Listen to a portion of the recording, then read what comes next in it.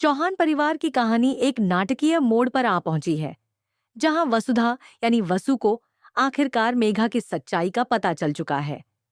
मेघा अब सिर्फ एक चालाक लड़की नहीं, बल्कि एक खतरनाक महिला साबित हो चुकी है, जो वसुधा को रास्ते से हटाने के लिए जानलेवा हमला तक करने को तैयार है। वसुधा जान चुकी है कि मेघा के इरादे बेहद खतरनाक हैं और वह इस परिवार को पूरी तरह बर्बाद करने का सपना देख रही है। अब वसु का मकसद है मेघा की सच्चाई को सबके सामने लाना। लेकिन यह इतना आसान नहीं है, क्योंकि मेघा ने पूरे परिवार, खासकर चंद्रिका के सामने अपनी छवि इतनी पाक साफ बना रखी है कि कोई भी उसके खिलाफ एक शब्द सुनना तक नहीं चाहता। चंद्रिका, जो पहले वसुधा की बातों पर भरोसा करती थी, अब मेघा के पक्ष में पूरी तरह अंधी हो चुकी है। अगर वसुधा कुछ कहती भी है तो चंद्रिका उसे ही चुप करा देती है। इस वजह से वसुधा अब खुलकर कुछ भी बोलने से डरने लगी है। वहीं दूसरी ओर वसुधा के पिता भी उससे नाराज हैं और चाहते हैं कि वह घर से बाहर न निकले।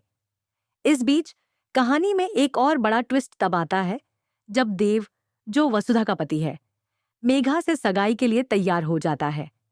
वसुधा के पास इस वक्त ऐसा कोई ठोस सबूत नहीं होता जिससे वह मेघा को सबके सामने बेनकाब कर सके, और इसी का फायदा उठाकर मेघा देव के साथ अपनी सगाई की योजना बनाने लगती है। मेघा के इरादे अब खुलकर सामने आ चुके हैं। वह वसुधा से साफ साफ कह देती है कि उसका मकसद इस पूरे परिवार को खत्म करना है और वह यह काम करके रहेगी। वह चुनौती देती है कि वसुधा चाहकर भी उसे रोक नहीं सकती और एक एक करके वह इस घर के सभी सदस्यों को तबाह कर देगी। इस पर वसुधा डटकर जवाब देती है कि जब तक वह जिंदा है, इस परिवार का कोई भी बाल बांका नहीं कर सकता। लेकिन जैसे जैसे देव और मेघा की शादी का दिन नजदीक आता है, वसुधा को एक बड़ा सुराग हाथ लग जाता है।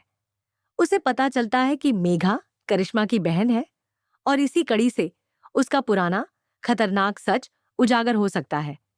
वसुधा यह सबूत लेकर पूरे परिवार के सामने मेघा का चेहरा बेनकाब करना चाहती है, लेकिन इससे पहले कि वह कुछ कर पाए, मेघा उसे पकड़ लेती है और उस पर जानलेवा हमला कर देती है। वसुधा बुरी तरह घायल हो जाती है और मदद के लिए देव को पुकारती है, लेकिन उसकी आवाज देव तक नहीं पहुंच पाती। परिवार वाले इधर उधर खोजबीन शुरू कर देते हैं और सोचने लगते हैं कि वसु आखिर कहाँ चली गई है।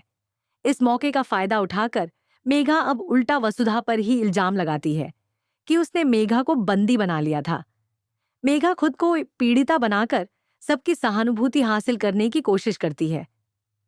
अब सवाल उठता है कि क्या वसुधा समय रहते अपने आप को छुड़ाकर वह सबूत परिवार तक पहुंचा पाएगी?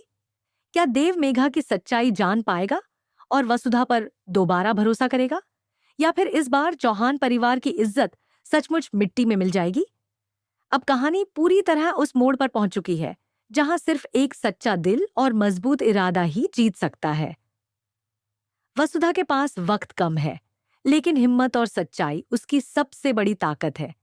यह देखना अब बेहद रोमांचक होगा कि क्या वह मेघा को एक्सपोज कर पाएगी और इस शादी को रोक पाएगी, या फिर मेघा की चालें जीत जाएंगी।